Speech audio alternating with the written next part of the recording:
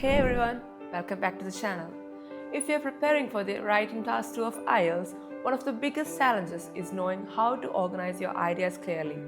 In this video, I'm going to walk you through a simple 4-paragraph structure that examiners love, share useful examples, and highlight phrases that can help you sound more academic and confident. So grab your notebook, let's get started. Your structure is the backbone of your essay. Even if your ideas are strong, a messy layout can bring your score down in coherence and cohesion. Think of your essay like a building. Without a solid frame, it collapses. The ideal IELTS essay should have 4 paragraphs: introduction, body paragraph 1, body paragraph 2, and conclusion. This works for almost every essay question type: opinion, discussion, advantage, disadvantage, and problem solution essay. Your introduction should do 2 things: paraphrase the question and give your opinion.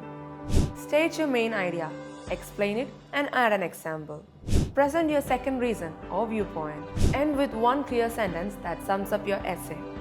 To make your essay flow smoothly, use linking words and transitional phrases. Here are a few you can memorize. Firstly, secondly, moreover, however, as a result of, therefore, in conclusion. And for opinions, you can use: in my view, I strongly believe that, it seems to me that. Don't overuse the same word again and again. Variety makes your writing sound natural. Also, try to add one example in each body paragraph. It makes your argument sound natural and easier to follow. Don't write more than 5 paragraphs. It makes your essay look disorganized. Avoid very casual words like kids or a lot of. Try children and many instead. Don't skip the conclusion.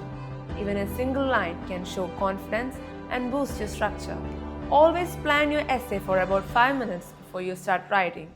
A quick outline can save a lot of time later. And that's how you structure a perfect IELTS writing task 2 essay. Keep it clear, logical, and balanced, and you'll be on your way to band 7 or higher. Remember, practice makes progress, not perfection.